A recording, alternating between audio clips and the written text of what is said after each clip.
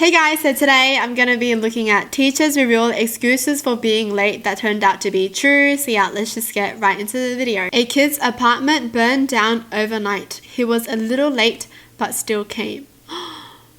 He must have loved going to school. I do feel like going to school would have been a lot better than to stay with his parents trying to work things out, because that's just like a lot of panic and then frustration and stuff, so it's good to be away from all of that since they're still a kid. Told me he got pulled over by the cops for wobbly driving on his bike and they thought he was drunk.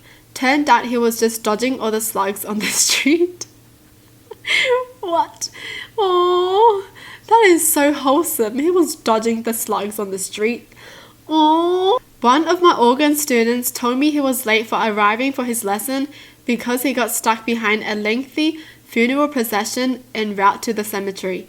I knew he was telling the truth because I had played the organ for the service earlier that morning and the church was packed. Wow. What if they weren't there, right? Would they think he was lying? I wonder how many teachers actually trust the students' excuses, you know? This happened to me as a pupil. A very quiet, unassuming kid in our class came into German with about 5 minutes of class left. We went to a Catholic school and the teachers were all quite strict and intimidating. Classes were usually silent, especially in junior school. When this boy came into class at the end of the lesson that day, the door flew inwards with such force that the teacher gave an audible gasp. It had been raining heavily outside. His hair was plastered to his forehead. His blazer was dripping and sodden. He had mud caked into his trousers up to his knees and he was breathing heavily. The teacher exclaimed, "What happened?" We all stared up at him in shocked silence. This quiet, unassuming little boy let out a big sigh and just said, "I took a shortcut," and went straight to his seat. That line became iconic in our school for years afterwards. What happened? I can feel how disappointed he feels for taking that shortcut, you know? I just feel like even if they were late, as long as they still came to school, that's good. This was in college. Student turned in work late after not showing up for 2 classes. 2 classes amounted to a full week, so it was noticeable. Professor looked at him and said, "I hope somebody died for you to be this late." Does my dad count? Honestly, I've always heard you can hear a pin drop and never really thought anything of it. But yeah, you could hear a pin cut through the air after that.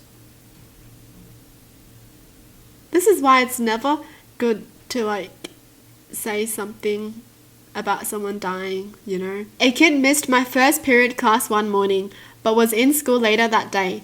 When I asked him why he hadn't arrived in time for my course, he said his cow was birthing its calf that morning, so he'd picked being in the barn over English. Made sense to me. His essays weren't going to win any ribbons, but his calf could.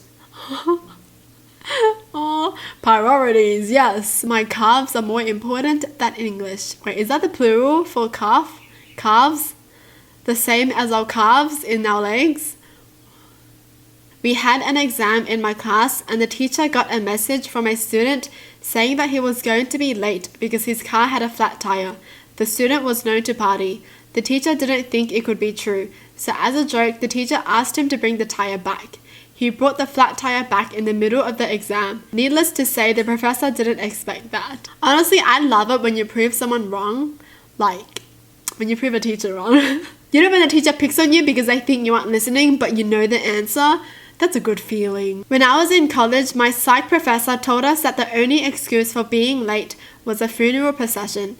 Any other reason, you wouldn't be allowed to come in.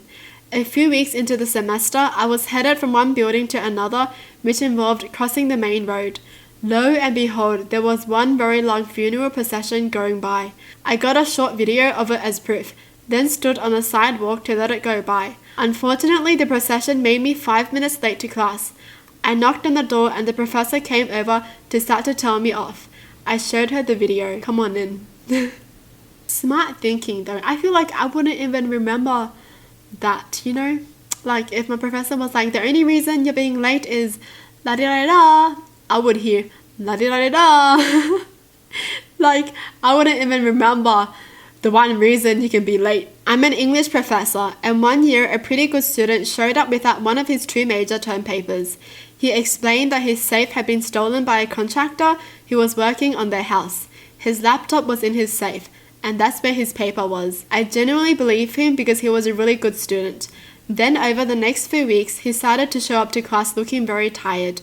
He said that he was on a hunt for the person who stole his safe, and he was spending late nights with his cousin driving around looking for the guy because they knew his van. They wanted to find the guy to beat him and get the safe back because his wife's wedding ring was in the safe as well as a bunch of cash. He rewrote the paper and turned it in, apologetic that it wasn't up to his usual quality, but he still kept coming to class looking like he hadn't slept. After a little while, he came in very happy to my office hours and reported that he found the guy after a long search. He said that they found the guy's van after getting a tip from a prostitute, and they cornered him and waited for the police to come. This sounds like an entire movie. I read in the news that he had in fact done a citizen's arrest and stopped the guy, and that they ended up calling in the Secret Service because he used the cash that he stole from the safe to buy a bunch of counterfeiting equipment. Secret Service apparently investigates counterfeiting, so the whole investigation happened because this guy tracked the scumbag down through the bad side of town late at night to get a wedding ring, some cash, and his research paper back. It all turned out to be true. He got the ring and the laptop back. I gladly accepted his original paper, and he got a much higher grade than the rewrite. What? Oh my gosh. I love how the teacher genuinely believed him though. I do feel like if I were the teacher in the middle, I would have been like, something is fishy, but it all turned out to be true. Holy, alright. He did all that. That's impressive. I'm impressed. I felt like I watched like an entire movie or something reading that. That was really good. I had a teacher who showed up about halfway through the class. Apparently her car had slid.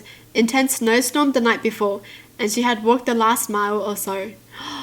Wow. What a good teacher. You know, she just wants to teach her students, you know. Good teacher. I had a 6-year-old turn up late to her lesson and blurt out, "Sorry, I was late. I had to colour in a bunny." Seems fair. How cute. That's so wholesome. Sorry. Priorities, you know, priorities. My best friend and I used to roller skate to school, and one day we both forgot to put our shoes in our backpacks. So we skated to the vice principal's office and got to skip first period to go home for shoes. We stopped for food on the way back for breakfast because we figured we were already excused. Oh, wow. Cheeky. Oh my gosh, that sounds so fun, roller skating to school. I love how they both forgot though, you know. I was the student. My neighbour had a really social goat, and she figured out how to escape her pen in order to come over and hang out. She escaped and followed me to the bus stop, and when the bus came, she tried to follow me onto it. I couldn't actually get on the bus without her being right behind me, so I had to get off, bring her home, and call my dad to bring me to school. Oh, that's so cute, a goat. I was one of the about 20 kids who were late to school. We showed up at the office as a group, and when questioned why we were late, we said the school bus blew up. They questioned, so the engine blew up. The kids, no, the whole bus, in flames. It blew up. There was much conference between the teachers, all of them thinking we embellished the story. Next thing you know, one of the admin staff has a news website open. Very obvious image of the entire bus on fire with a bunch of kids in our school uniform standing in front of it. Our late slip for class read, "School bus blew up." Can you imagine walking into class with that late slip? "So why are you late?" "The bus blew up." That's so scary. I'm so glad everyone's okay though. You know, they stood in front of the bus on fire. Well, yeah, the bus blew up. Not a teacher, but a friend said his house blew away. Apparently tornado. They still went to school? Dedication. My car got hit by lightning. It did, in the school parking lot. Her tires were melted to the pavement. She had to go out and deal with a tow truck, call her parents, etc. It was pretty dramatic. Wait, so she was already in school because it was in the parking lot? What? So confused. A guy in my college class missed class one day. The next day, he came in with his eye covered up and medical paperwork in hand. Apparently, he got pecked in the eye by a chicken. Oh, that's the worst. Oh.